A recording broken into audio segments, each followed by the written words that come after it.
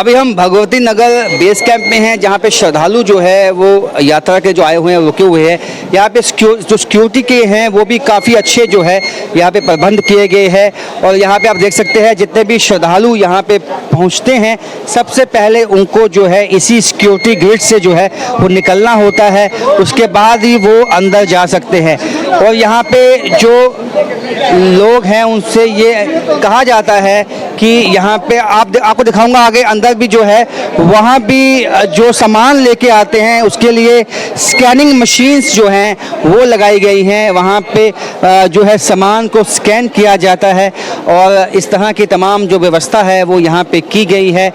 जो सिक्योरिटी के हैं अरेंजमेंट्स पहले से ज़्यादा अच्छे इसलिए किए गए हैं क्योंकि सब जानते हैं कि कई दफ़ा जो है जो इनकाउंटर्स हुए हैं उसमें पाकिस्तानी जो आतंकवादी हैं वो भी उनका भी सफाया किया गया है। और ये इनपुट्स भी हैं कि अमरनाथ यात्रा के चलते जो है पाकिस्तान अपनी नापाक हरकत को जो है अंजाम देने की कोशिश कर सकता है, जिसके लिए कोई भी चांस नहीं लिया गया है। जितने भी यहाँ पे श्रद्धालु पहुँचते हैं उनके बैग खोलकर उनका रजिस्ट्रेशन कार्ड चेक करके ही उनको अंदर जाने की अनुमति दी जाती है। जैसे कि आप देख सकते हैं तमाम जो श्रद्धालु हैं उनका बैग चेक करने के बाद ही उनको अनुमति है कि वो बेस कैंप में जा सकते हैं।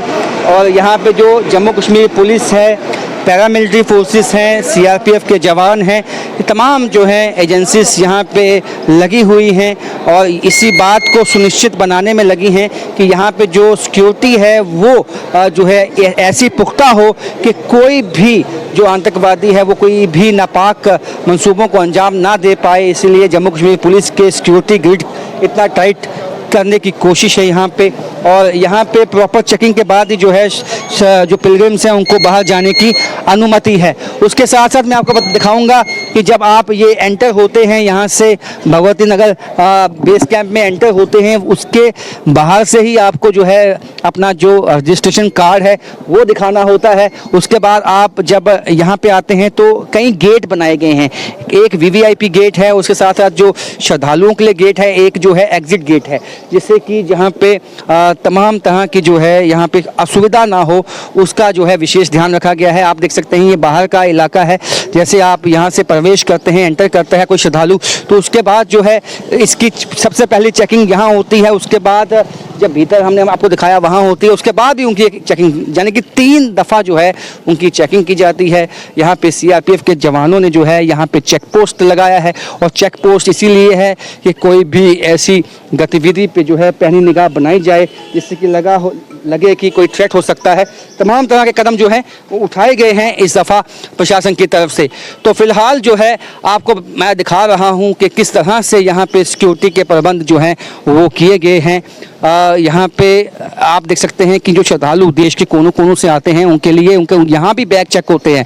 आपको इसके बाद उनके पुनः जो है वो बैग चेक होंगे, लेकिन यहाँ भी उनके बैग चेक किए जाते हैं। और जो सिक्योरिटी के प्रबंध हैं वो इतने पुख्ता बनाए गए हैं ताकि कोई भी ऐसी गतिविधि को अंजाम देने में कामयाब न हो पाए जिससे कि किसी श्रद्धालु को जो है वो नुकसान पहुँच पाए। तो आप मुतमईन हैं, खुश हैं? Are you happy with the security arrangements? Yeah, security is good, but at the same time, this checking card also is good. So, मतलब the facilities are good. That security. you are satisfied with the security arrangements? I am satisfied totally. तो आप देख सकते हैं मुतमईन हैं यहाँ पे जो यहाँ पे श्रद्धालु पहुँचे हैं उनका कहना है बहुत ही अच्छे प्रबंध किए गए हैं सिक्योरिटी के। और सिक्योरिटी के प्रबंध जो हैं आपको दिखा सकते हैं यहाँ पे तमाम तरह के जो है प्रबंध किए गए हैं, बैरिकेड्स लगाए गए हैं।